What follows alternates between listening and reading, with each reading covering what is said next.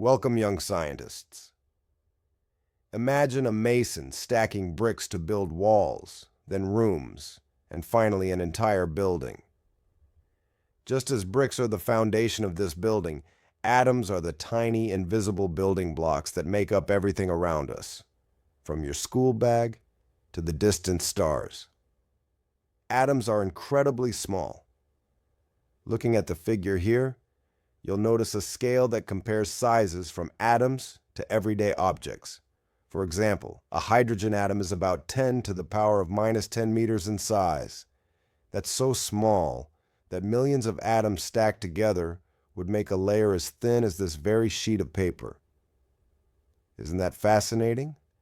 Think of atoms as nature's tiny bricks forming the universe. Pause for 20 seconds and ask yourself, if everything is made of such tiny particles, how do you think these atoms come together to form the things we see and touch? Take your time to imagine this process.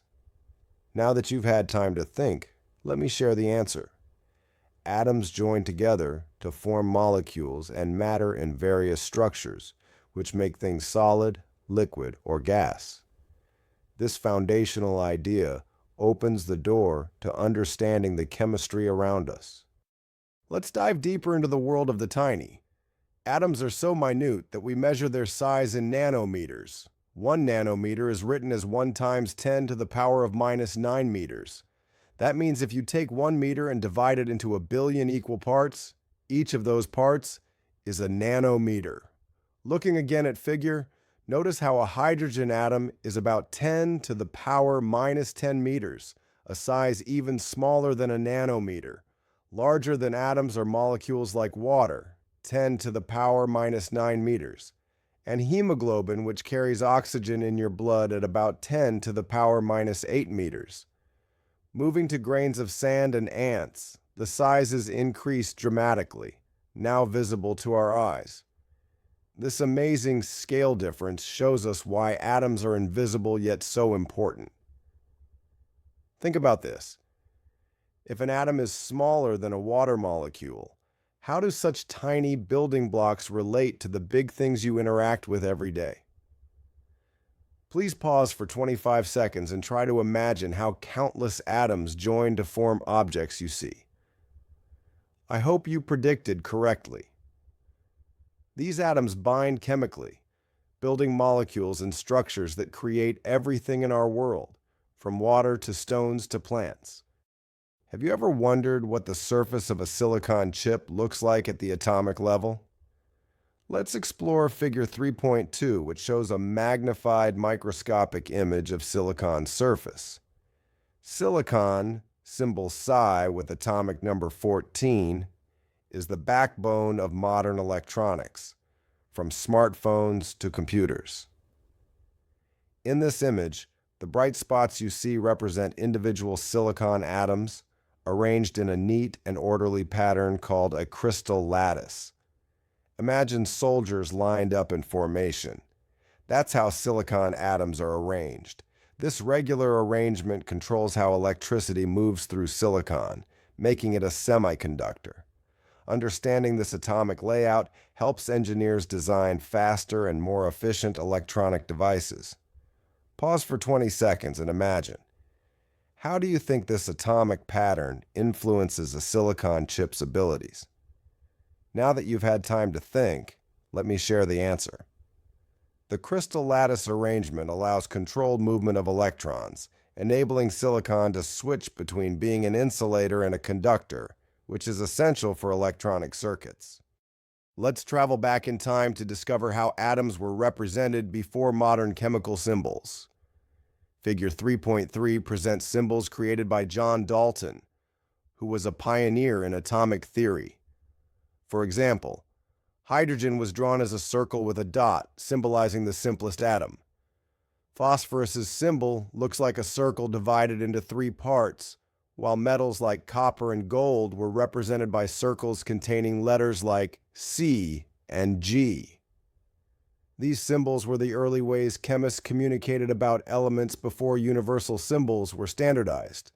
Today, the International Union of Pure and Applied Chemistry, or IUPAC, sets chemical symbols using one or two letters from their English or Latin names. Always remember, the first letter is capitalized and the second letter is lowercase. For example, hydrogen is H, aluminium is Al, and cobalt is Co. Pause for 15 seconds and see if you can recall the correct symbols for oxygen, iron, and sodium from Dalton's image or your memory. Now that you've had time to think, here's the answer. Oxygen is symbolized by a plain circle, modern symbol O.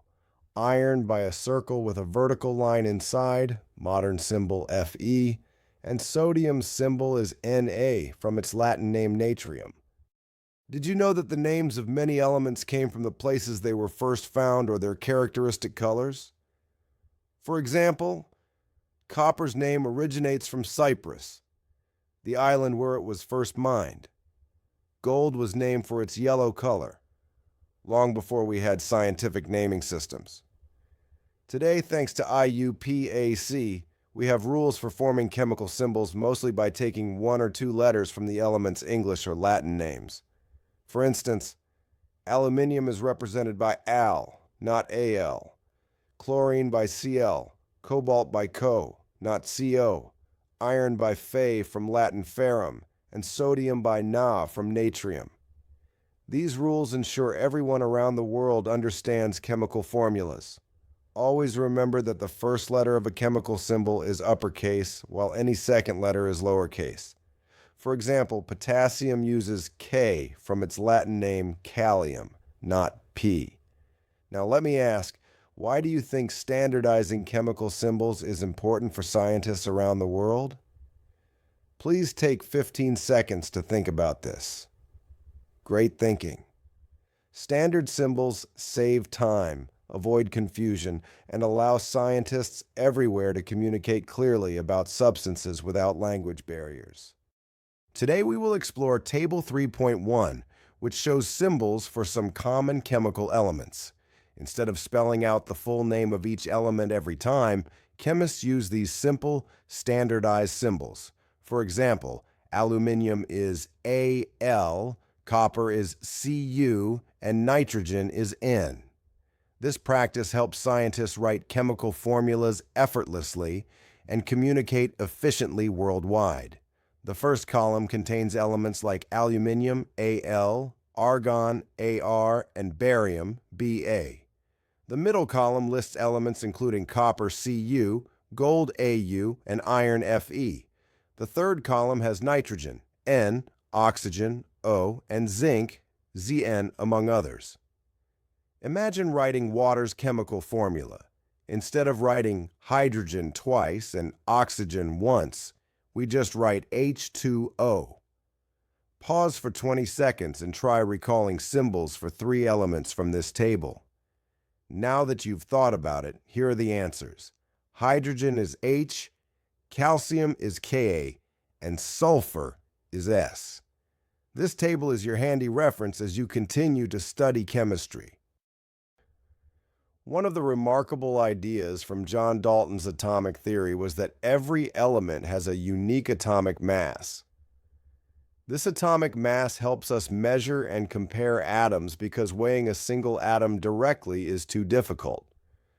Instead, scientists use relative atomic masses, comparing the mass of an atom to that of a carbon-12 atom, which serves as a standard.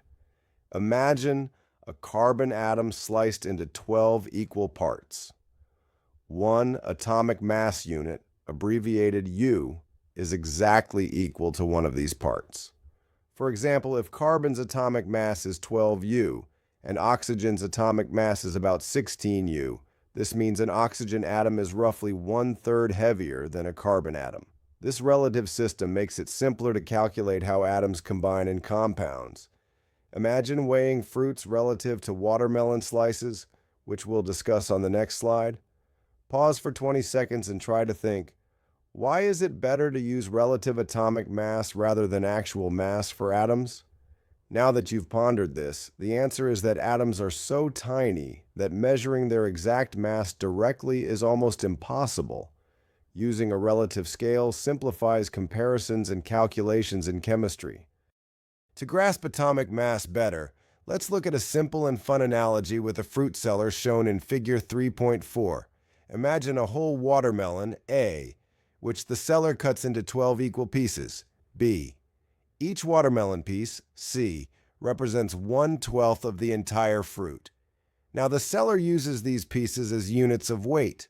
For instance, when weighing apples, the seller finds that 2 apples equal the mass of 1 watermelon piece on the balance scale, D.